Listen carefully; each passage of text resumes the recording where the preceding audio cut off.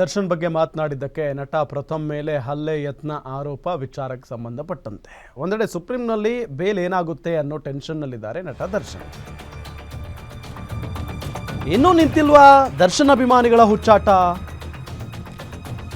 D boss bale tension ನಲ್ಲಿದ್ರು ಅಭಿಮಾನಿಗಳು ಮಾತ್ರ ಪುಂಡಾಟವನ್ನ ಮೆರಿತಾನೆ ಇದ್ದಾರೆ. ದರ್ಶನ್ ಬಗ್ಗೆ ಮಾತನಾಡಿದ್ದಕ್ಕೆ ಪ್ರಥಮ್ ಮೇಲೆ ಹಲ್ಲೆ ಯತ್ನ ಆರೋಪ ಇದೆ. ಬಾಸ್ ಬಗ್ಗೆ ಮಾತಾಡ್ತೀಯಾ ಅಂತ ಹೇಳಿ ಪ್ರಥಮ್ ಮೇಲೆ ಹಲ್ಲೆ ಮಾಡೋದಕ್ಕೆ ಪ್ರಯತ್ನ ಪಟ್ಟಿದ್ದಾರೆ. ದೂರು ನೀಡೋ ವಿಚಾರವಾಗಿ ಪೊಲೀಸರೊಂದಿಗೆ ಚರ್ಚೆ ಮಾಡಿದ್ದಾರೆ ಪ್ರಥಮ್. ದೊಡ್ಡಬಳ್ಳಾಪುರ ಭಾಗದಲ್ಲಿ ದೇವಸ್ಥಾನಕ್ಕೆ ತೆರಳಿದ್ದ ನಟ ಪ್ರಥಮ್ ಈ ವೇಳೆ 3-4 ಜನರಿಂದ ಹಲ್ಲೆಗೆ ಯತ್ನಿಸಿದ ಆರೋಪ ಇದೆ.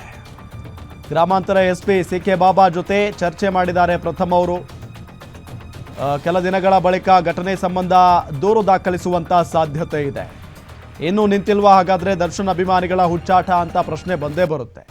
ಒಂದ್ ಕಡೆ ದರ್ಶನ್ ಈ ಒಂದು ಪ್ರಕರಣದಿಂದ ಹೆಂಗಾದ್ರೂ ಹೊರಗಡೆ ಬಂದ್ರೆ ಸಾಕಪ್ಪ, ಯಾರ ಸಹವಾಸನೂ ಬೇಡ, ಚೆನ್ನಾಗಿ ಬದುಕ್ಬಿಡೋಣ ಅನ್ನೋ ಒಂದು ಯೋಚನೆಯಲ್ಲಿದ್ದಾರೆ.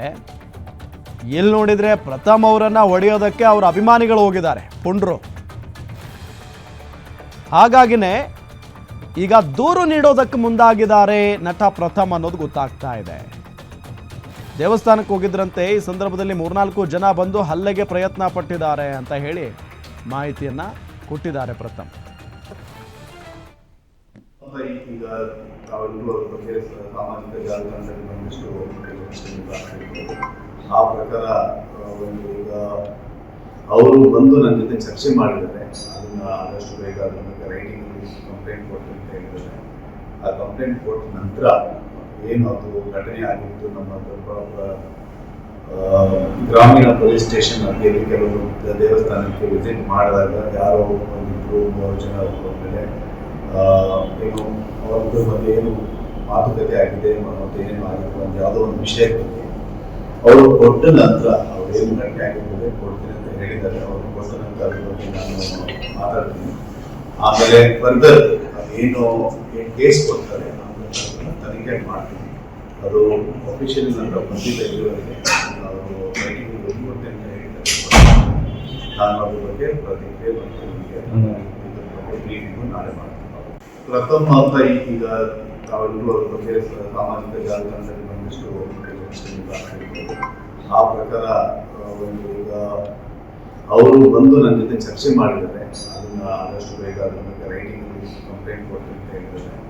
ಆ ಕಂಪ್ಲೇಂಟ್ ಕೊಟ್ಟ ನಂತರ ಏನು ಅದು ಘಟನೆ ಆಗಿತ್ತು ನಮ್ಮ ದೊಡ್ಡಬಳ್ಳಾಪುರ ಗ್ರಾಮೀಣ ಪೊಲೀಸ್ ಸ್ಟೇಷನ್ ಅಲ್ಲಿ ಕೆಲವು ದೇವಸ್ಥಾನಕ್ಕೆ ವಿಸಿಟ್ ಮಾಡಿದಾಗ ಯಾರೋ ಒಂದಿಬ್ರು 3 ಜನ ಮೇಲೆ ಏನು ಅವ್ರ ಬಗ್ಗೆ ಏನು ಮಾತುಕತೆ ಆಗಿದೆ ಮತ್ತು ಏನೇನು ಆಗಿತ್ತು ಅಂತ ಯಾವುದೋ ಒಂದು ವಿಷಯ ಬಗ್ಗೆ ಅವರು ಕೊಟ್ಟ ನಂತರ ಅವ್ರು ಏನು ಘಟನೆ ಆಗಿರ್ತದೆ ಕೊಡ್ತೀನಿ ಅಂತ ಹೇಳಿದ್ದಾರೆ. ಅವರು ಕೊಟ್ಟ ನಂತರ ಅದ್ರ ಬಗ್ಗೆ ನಾನು ಮಾತಾಡ್ತೀನಿ.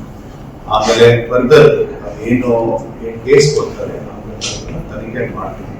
ಅದು ಅಫಿಷಿಯಲ್ ನಂತರ ಬಂದಿದ್ದ ಇರುವವರೆಗೆ ಅವರು ರೈಟಿಂಗ್ ಕೊಡ್ತೇನೆ ಅಂತ ಹೇಳಿದ್ದಾರೆ. ನಾನು ಅದ್ರ ಬಗ್ಗೆ ಪ್ರತಿಕ್ರಿಯೆ ಮತ್ತು ಬ್ರೀಫಿಂಗು ನಾಳೆ ಮಾಡ್ತೀನಿ. ಪ್ರಥಮ್ ಅಂತ ಈಗ ತಾವೆಲ್ಲರೂ ಅದ್ರ ಬಗ್ಗೆ ಸಾಮಾಜಿಕ ಜಾಲತಾಣದಲ್ಲಿ ಬಂದಿಷ್ಟು